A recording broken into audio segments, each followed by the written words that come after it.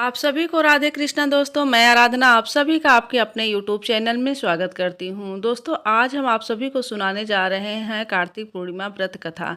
तो कार्तिक पूर्णिमा व्रत कथा सुनने और पढ़ने मात्र से ही भगवान शिव और भगवान विष्णु की कृपा हम सारे भक्तों पे बनती है। तो दोस्तों, कार्तिक पूर्णिमा व्रत कथा जरूर पढ़ना चाहिए, बहुत ही पुण्यदायी होता है।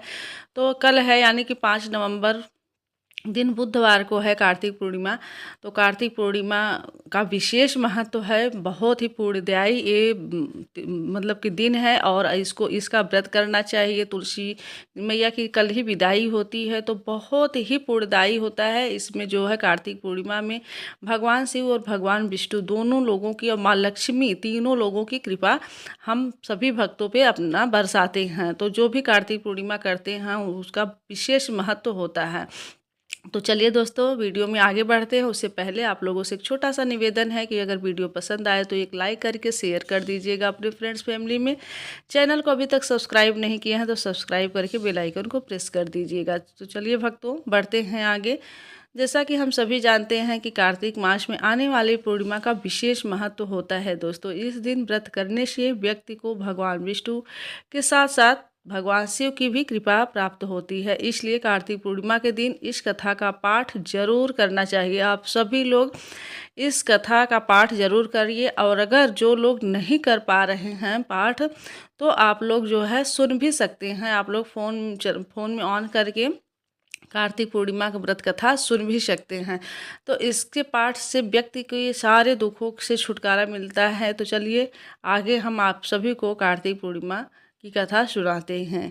कार्तिक मास की कथा के अनुसार जब भगवान कार्तिकेय ने तारकासुर का वध किया था, उससे क्रोधित होकर तारकासुर के 3 पुत्रों ने देवताओं से बदला लेने का फैसला किया। तीनों अप्सरों के नाम थे तारकाक्ष, कमलाक्ष और बिंधुनमाली। देवताओं का पराजित करने के लिए जो है पहले तीनों ने तपस्या की और तपस्या के लिए जंगल में चले गए। उन्होंने हजारों वर्ष तक अत्यंत कठोर तप किया। उनके कठोर तप से ब्रह्मा जी प्रसन्न हुए और उनके सामने प्रकट हो गए, और ब्रह्मा जी ने तीनों से वरदान मांगने के लिए कहा। फिर क्या होता है कि तीनों जो राक्षस थे वो लोग कहते हैं कि ब्रह्मा जी, हमने आपको प्रसन्न करने के लिए कठोर तप किया है, आप हमें अमरता का वरदान दीजिए ताकि हम अमर रहें, कोई हमें मार न सके।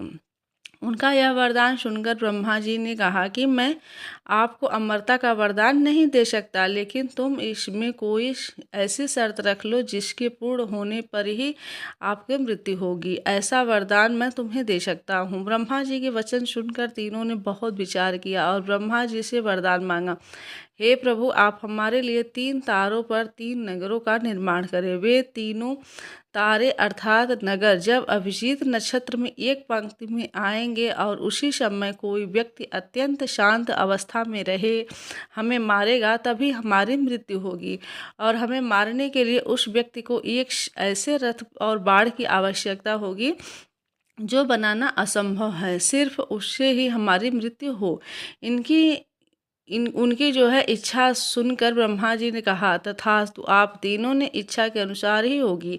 तीनों असुरों को मिले वरदान के अनुसार ब्रह्मा जी ने उन्हें 3 तारों पर 3 नगर निर्माण करने के लिए विश्वकर्मा जी की आज्ञा दी। विश्वकर्मा जी ने तारकाक्ष के लिए स्वर्णपुरी, कमलाक्ष के लिए रजतपुरी और विंध्यमाली के लिए लौहपुरी का निर्माण कर दिया।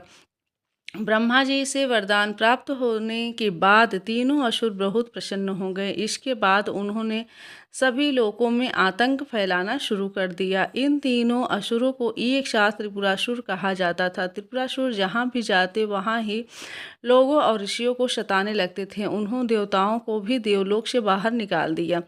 फिर क्या होता है, भक्तों के त्रिपुरासुर के आतंक से त्रस्त होकर उन्हें हराने के लिए सभी देवता एकत्रित हुए। सभी ने अपना सारा बल लगाया, परंतु त्रिपुरासुर को हराने में कामयाब नहीं हो पाए। अंत में सभी भगवान शिव जी को शरण में गए। देवताओं ने कैलाश पर्वत पर जाकर शिव जी को पूरी वृत्तांत बताया। तब भगवान शंकर ने कहा कि आप सभी देवता मिलकर प्रयास करें। कि देवताओं ने कहा कि प्रभु, हम सभी से मिलकर त्रिपुरासुर का वध करने का प्रयास किया, लेकिन हम कुछ नहीं कर पाए। हम आपकी शरण में आए हैं, आप ही हमारी रक्षा कर सकते हैं। तब शिव जी ने कहा, मैं अपना बाधा बल तुम्हें देता हूँ, इस बल की सहायता से प्रयास करके देखो। शिव जी ने अपना आधा बल देवताओं को दिया, लेकिन देवता शिव जी का आधा बल सहन ही नहीं कर पाए। फिर भगवान शिव ने स्वयं ही त्रिपुरासुर का संहार करने के लिए संकल्प लिया। वरदान के अनुसार अब त्रिपुरासुर का वध करने के लिए रथ और धनुष बाण सिद्ध करना आवश्यक था।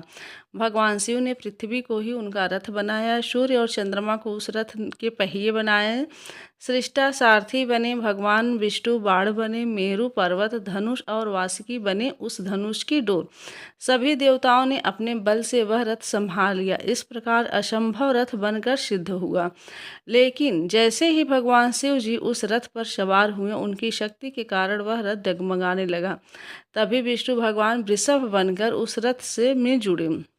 घोड़े और वृषभ की पीठ पर सवार होकर महादेव ने उस असुर नगरों को देखा। अपने धनुष पर बाण रख उन्होंने पाशुपात अस्त्र का संधान किया और तीनों तारों को, यानी कि तीनों नगरों को एक पंक्ति में आने का आदेश दिया। अभिजित नक्षत्र में तीनों नगर एक पंक्ति में आते ही भगवान शिव जी ने अपने बाण से तीनों नगरों को जलाकर भस्म कर दिया। इसमें जो है तीनों असुरों का भी अंत हो गया। जिस दिन तीनों असुरों का वध हुआ उस दिन कार्तिक पूर्णिमा थी।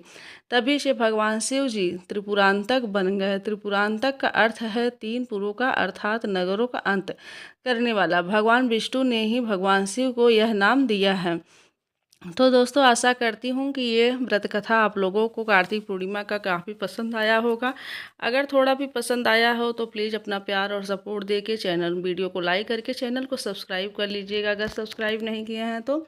और आप लोगों को यह व्रत कथा कैसा लगा कमेंट में ज़रूर बताइएगा, और ये कमेंट करके राधे कृष्णा और हर हर महादेव ज़रूर लिख दीजिएगा।